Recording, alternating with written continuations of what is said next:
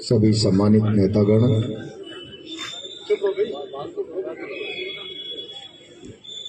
मेरे सामने उपस्थित कांग्रेस पार्टी के कार्यकर्ता बंधु और बहनी, आज कांग्रेस पार्टी के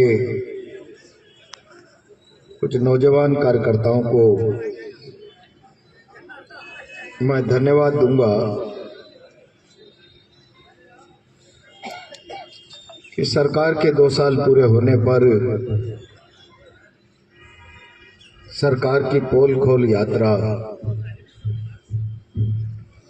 विरोध के कार्यक्रम के रूप में यहां पर आयोजित की है। मैं 10 साल विधायक रहा हूं, 2 साल बेमिसाल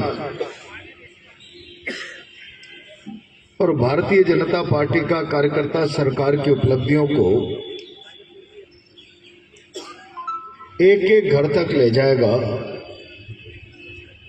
जब मैं समाचार पढ़ता हूं तो मुझे बहुत तकलीफ होती है और हंसी भी आती है।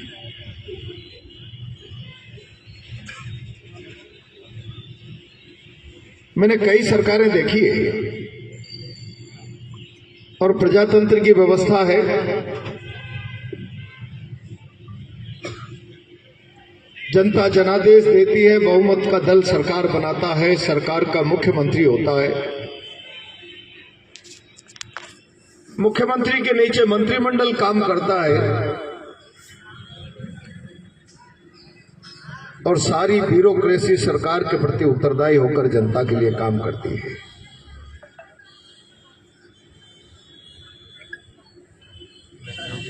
किस बात का 2 साल बेमिसाल ये भारतीय जनता पार्टी की सरकार और मुख्यमंत्री मना रहे, मैं आज तक नहीं समझ पाया। मैंने आजादी के 75 साल बाद कहीं पूरे देश के किसी प्रांत ऐसा दृश्य नहीं देखा कि एक मुख्यमंत्री और उसके नीचे मंत्रिमंडल होगा। अब व्यवस्था बदल गई। दिल्ली में गृह मंत्रालय में राजस्थान सेल करके एक डिपार्टमेंट होगा, वहां पर एक रिटायर्ड आईएएस अफसर बैठा होगा और राजस्थान का चीफ सेक्रेटरी सुबह शाम उसको रिपोर्ट करेगा और राजस्थान का मुख्यमंत्री चीफ सेक्रेटरी के अधीन काम करेगा। कभी नहीं देखा मैं। एक चीफ सेक्रेटरी होगा, उसके नीचे मुख्यमंत्री होगा, मुख्यमंत्री के नीचे का सिस्टम फिर परंपरागत। कई बार भारतीय जनता पार्टी के लोग कहते थे भजनलाल सरकार, तो मुझे हंसी आती। ब्यूरोक्रेसी के लोग दबी जुबान से कहते थे ये भजनलाल सरकार नहीं है, ये तो पंत सरकार है। अब जिस सरकार के मुखिया की लगाम सरकार की लगाम मुखिया के हाथ में ही नहीं, जिसकी लगाम ब्यूरोक्रेसी के हाथ में, और उसका परिणाम यह हो कि सरकार की जिम्मेदारी राजस्थान की जनता के प्रति नहीं, सरकार की जवाबदेही राजस्थान की जनता के प्रति नहीं। बहुमत दल जब राजस्थान के जनमानस से किसी स्थापित नेता को मुख्यमंत्री बनता है तो स्वभाव से जनता के प्रति उत्तरदायित्व का भाव होता है। लेकिन जब कोई दिल्ली पर्ची निकालकर किसी को लॉटरी के रूप में मुख्यमंत्री बनाती है तो उसके उत्तरदायित्व की भावना दिल्ली के प्रति होगी, राजस्थान की जनता के प्रति नहीं होगी। राजस्थान के मुख्यमंत्री पिछले 2 सालों से केवल एक काम कर रहे हैं, दिल्ली नाराज नहीं तो मेरी कुर्सी सलामत, दिल्ली नाराज हो गई तो मेरी कुर्सी खतरे में आ जाएगी। दिल्ली प्रसन्न रहनी चाहिए, राजस्थान की जनता जाए बाहर में। और उसका परिणाम ये हो राजस्थान में आज चारों तरफ अराजकता। इस सरकार का वित्तीय प्रबंधन समाप्त हो गया है। 10 दिन पहले आपने अखबारों में समाचार पढ़ा, जोधपुर में विश्वविद्यालय के वाइस चांसलर के हाथ तोड़ दिया, पैर तोड़ दिया कर्मचारी, केवल इस बात के लिए कि जिन लोगों ने जिंदगी भर 60-60, 65-65 साल की सेवा विश्वविद्यालय में देने के बाद सेवानिवृत्त होकर घर जा रहे हैं, उनके पास पेंशन का पैसा नहीं है, उनकी पेंशन का रुपया नहीं मिल पाता। और कल तो अखबारों में छपा है कि पूरे राजस्थान के विश्वविद्यालयों की माली हालत ये है कि विश्वविद्यालय चलाने के लिए कर्जा लेकर काम करने की आवश्यकता पड़ रही है। जिस सरकार में शिक्षा जैसे संस्थानों को चलाने के लिए कर्जा लेकर काम चलाना पड़े, मैं समझता हूं इससे गिरी हुई बात इस सरकार के लिए कोई दूसरी नहीं हो सकती। कानून व्यवस्था नाम की कोई चीज नहीं है। सरकार का खजाना खाली है, विकास राजस्थान का ठप है। और अभी भाई विपिन और सारे लोग बोलने वाले कह रहे थे गुंडागिर्दी हो रही है। जब सरकार का चेहरा काला हो जाता है, सरकार कमजोर हो जाती है, तो अपने चेहरे पर नकाब डालने के लिए पुलिस की परत लेती है, कानून की आड़ लेती है, पुलिस की ढाल लेती है। और वही हालात आज राजस्थान में। मैं हमेशा कहा करता हूं, प्रजातंत्र में सरकारें लोगों की जान माल व्यवसाय की सुरक्षा की गारंटी है। लोगों की जान माल व्यवसाय के लिए भय का कारण सरकारें नहीं होनी चाहिए। आज राजस्थान में क्या हालात है? राजस्थान का आम जनमानस सरकार से भयग्रस्त है। और मैं अगर कोटा का सवाल करूं, रोज किस प्रकार के किस्से कहानियां अभी लोगों ने भाषण करते हुए कहा कोचिंग उजड़ गई, या मीडिया के लोग बैठे हैं तभी जुबान से सारा शहर कहता है किसने मांगी यहाँ की एक कोचिंग से 50% की पार्टनरशिप, और उसका परिणाम यह हुआ कि उसे देश यहाँ से छोड़कर देश के दूसरे कोनों में जाना पड़ा। और इससे बड़ी गिरावट, ये उर्दीधारी लोग यहाँ बैठे हैं, कोई मोरल ही नहीं बचा है। मुझे कभी कभी लगता है तुम्हारा जमीर गिर गया तो इस उर्दी पे दाग मत लगाओ। एक ओएसपी के चेंबर में गुंडे बैठ रहे हैं एक साइड में पुलिस के इंस्पेक्टर डिप्टी बैठते हैं, गुंडे डिक्टेट करके प्लानिंग करते हैं, पीछे से मवालियों की तरह उन्हें ताकत देने के लिए पुलिस के लोग जाते हैं। जमीर मर गया हो तो उर्दी उतार दो, इस पे कालिक मत हो तो यार, इस पे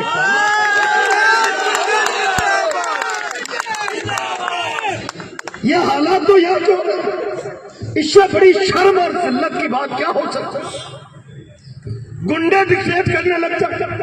और हालात ये हो रहे कि गुमानपुरा में एक बियर बार की दुकान जो अच्छी चलती थी, पुलिस के गुंडों ने जाकर बंद करा दी। नेताजी क्या से निर्देश है कि बंद कर दो। 1 महीने तक बंद रहा, पैर पकड़ने के बाद कहा छोटे भाई को 50% की पार्टनर चाहिए, तब जाकर तुम्हारा बियर बार चलेगा।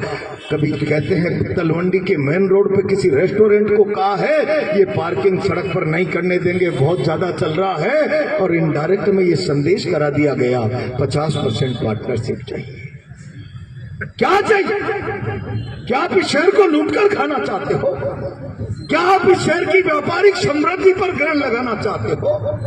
क्या आप इस शहर के अपने खून पसीने की कमाई से व्यापार को समृद्ध करने वाले हर व्यक्ति का पेट काटना चाहते हो, उसमें अपना हिस्सा बांटना चाहते हो? क्या इसीलिए तुम्हें 3 बार विधायक और 3 बार सांसद बनाया कि ये उपलब्धि पाकर तुम इस शहर के लोगों की गरिमामयी कमाई में से आधा हिस्सा काट लो, उनका पेट काट लो, और कोई नहीं कटाए तो उर्दी के लोग इशारे का इंतजार करके बैठे हैं? मत पोतो रे कालिक, मत पोतो। तो मैंने विद्यार्थी जीवन में ऐसे सीआई उस 90 के दशक में देखे हैं कि कोई एसपी गलत काम कराने के लिए कह दे तो गलत काम की ना करते थे, और दबाव बनाए तो घुटने टेक कर नाक रगड़ने के बजाय बेल्ट खोलकर कहते थे एसपी साहब ये बेल्ट और टॉपी संभालिए, ये काम मुझसे नहीं हो सकता। क्या गिरावट आई है पुलिस के आचरण में? क्या चंद बेईमानी के टुकड़े मिल जाएंगे खैरात में? गलत काम करने से गिरावट मत आने दो समाज जीवन में। जब उड़ती धारण करते समय कलेक्टर साहब, मैं कई लोगों से कहना चाहता हूं, पूछ दबाकर एक थानेदार की हाजिरी में प्रमोटिकी में IAS IPS खड़े रहे। अरे तुम संविधान की शपथ लेकर कुर्सी पर बैठे हो, नौकरी ज्वाइन की है, किसी नेता के नाम की शपथ लेकर, किसी सरकार के नाम की शपथ लेकर नहीं बैठे। नेता आएंगे जाएंगे चले जाएंगे, ये बेल्ट का नंबर खत्म नहीं होगा, इसको धारण करने वाला चला जाएगा तो दूसरा आकर इसको पहनेगा। ये संविधान की शपथ के आधार पर मिलने वाली बेल्टें हैं कि इसको जिल्लत मत दो, इसको अपमानित मत करो। क्या हालात हो रहे हैं इस शहर में, मवालियों की तरह पुलिस और गुंडे मिलकर लोगों के मकान खाली कराने, दुकानें खाली कराने, लोगों के धंधों में से हिस्सेबाजी करने का जो काम चला रखा है। आखिर आप राज चला रहे हो या अपराधी गिरोह चला रहे हो? मुझे अफसोस, ये सारा काम शहर की आंखों देख के हो रहा है। कोई एक व्यक्ति लिखने का और बोलने का साहस नहीं करता। खबर जरूर लिखेंगे, फला जगह जुकाम हो गया स्पीकर जी को, पैदल चलकर वहां गोलगप्पा खा लिया। चार कोने अखबार के चारों कोने के समाचार बन जाएंगे। अरे कुछ तो अपने आप को इस आवाम के प्रति समर्पित रखो। मीडिया हो चाहे प्रशासन हो, ब्यूरोक्रेसी हो, सबकी जवाबदेही आम उपभोक्ता के, आम आवाम के प्रति है। नेताओं की हाजिरी में, गुलामी में अपने ईमान को मत बेचो और इसके अधिकारों के साथ कुठाराघात मत करो। अभी पिछले दिनों अरावली का संकट है। मैं बहुत जिम्मेदारी के साथ कहना चाहता हूं, बहुत जिम्मेदारी के साथ। देश किस दिशा में जा रहा है ये कांग्रेस के कार्यकर्ता को सोचना पड़ेगा, आगे बढ़ना पड़ेगा। प्रधानमंत्री नरेंद्र मोदी जी कहते हैं मेरी माँ चली गई, उसके बाद मैंने पूरे देश को आह्वान किया है एक पेड़ माँ के नाम पर लगाया जाए। एक पेड़ तो हम माँ के नाम पर लगा रहे हैं, लेकिन करोड़ों पेड़ मित्र अडानी के नाम पर कटवा रहे हैं। ये आखिर ये कैसा भारत, क्या करना चाहते हैं? पिछले दिनों अरावली का हल्फनामा राजस्थान सरकार के आधार पर भारत सरकार ने कोर्ट में दे दिया। जो 100 मीटर से नीचे की पहाड़ियां हैं वही अरावली पर्वत की परिभाषा में ऊपर वाली आएंगी, नीचे वाली नहीं आएंगी। 93% अरावली की पहाड़ियों पर संकट मंडरा गया। और जब पूरा देश खड़ा हो गया, देश के बुद्धिजीवी ने, देश के एनजीओ ने, देश के अलग अलग तबके के निजी तरीके से विचार देश और समाज को देने वाले तमाम लोगों ने अपने मोबाइल की करोड़ों डीपियां बदल दी। सेव अरावली, धरती के नीचे से जमीन खिसक गई। अमित शाह और मोदी की, कहीं अन्ना हजारे के आंदोलन की आहट तो हिंदुस्तान में सुनाई नहीं दे रही है। सेव अरावली के बाद, उन परिणामों की भयावहता के बाद सुप्रीम कोर्ट के सामने जाकर नाक रगड़ दी। हल्फनामा वापिस लेंगे तो जूता मुंह पर पड़ेगा। भगवान के लिए आप हमारी प्रार्थना सुन लीजिए और सोते संज्ञान लेकर इस पर स्टे दे दीजिए। शर्म करो, चुल्लू पर पानी में डूब मरो बेईमानो। हल्फनामा बाद में दिया है, पहले अडानी, अंबानी, जिंदल जैसे सैकड़ों उद्योगपतियों से अरावली की पहाड़ियों को माइनिंग प्लान में एप्लीकेशन लगाकर, मूवमेंट में लाकर उसकी परिभाषा बदलने के लिए बाद में सुप्रीम कोर्ट में गए हो। अगर जनता खड़ी नहीं होती तो 97% अरावली मित्र पूंजीपतियों के हवाले कर दी जाती। और उसका परिणाम क्या होता? मैंने कहा बूंदी में खड़े होकर, कभी कभी बूंदी कहती है, आजकल तो बिरला जी कह रहे हैं हम टूरिज्म लाएंगे। अरे शर्म करो, टूरिज्म की परिभाषा और अंग्रेजी प्रहलाद गुंजल को बता दो स्पीकर जी आकर, मैं मान जाऊंगा तुम ले आओगे यहाँ पर टूरिज्म को।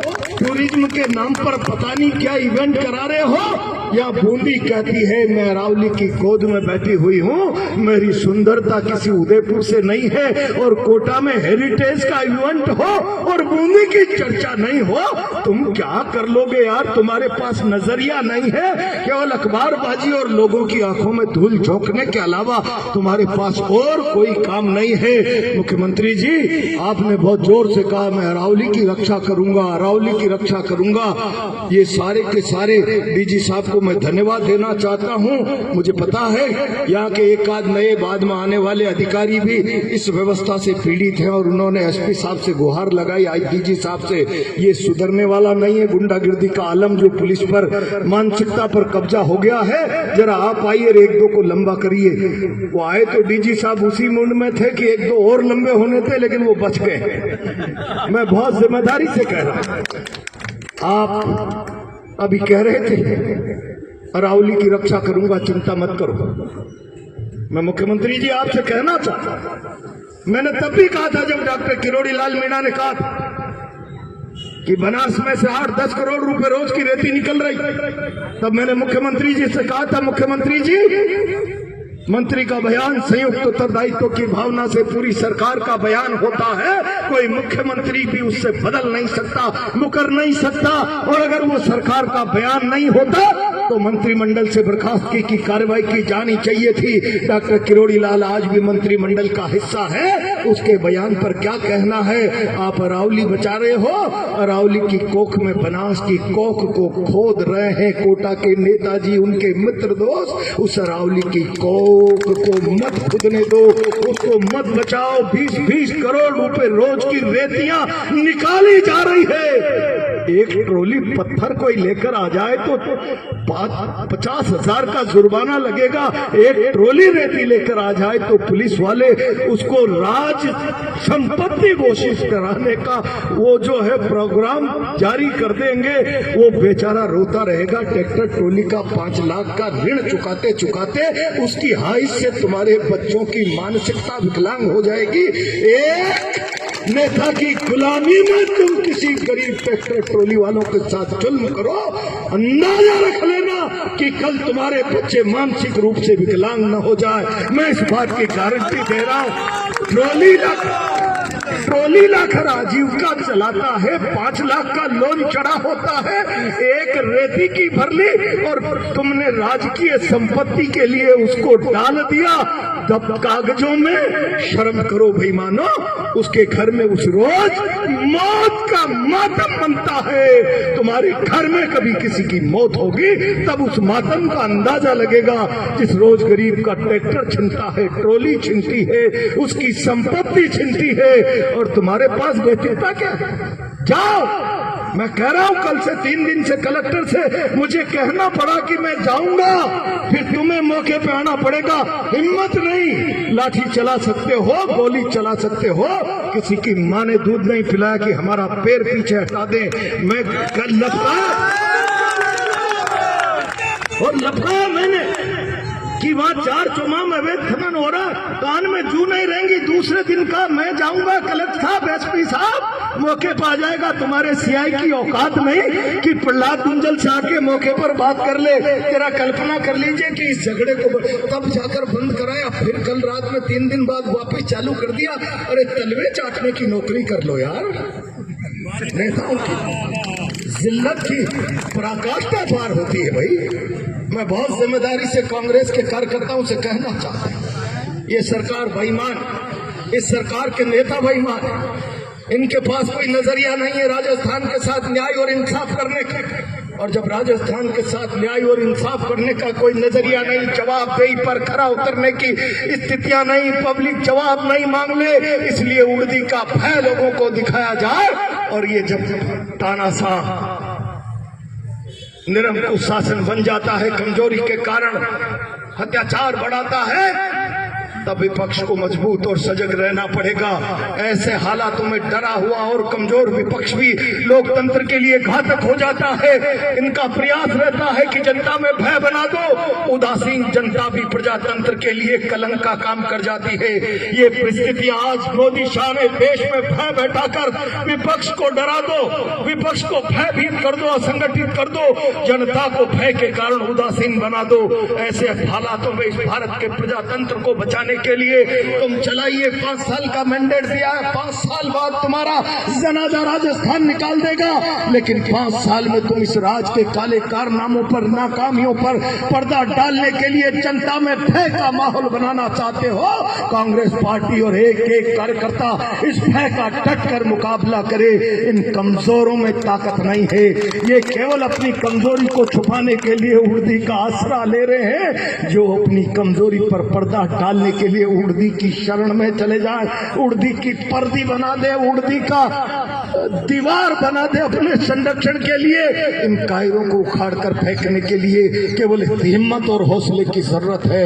एक बार जोर से हुंकार भरेंगे, मेरी गारंटी है इनके पांव उखड़ जाएंगे। इस शहर में हालात विकट है, इज्जत से कोई व्यक्ति धंधा नहीं कर पा रहा, भयग्रस्त है, या मोबाली और पुलिस साथ साथ बैठकर जमीनों पर कब्जा करने का काम कर रहे हैं। अरे एक आध अफसरों का ईमान गिर सकता है, सारी उड़दी को मत बेचो यार, कलंकित मत करोगे।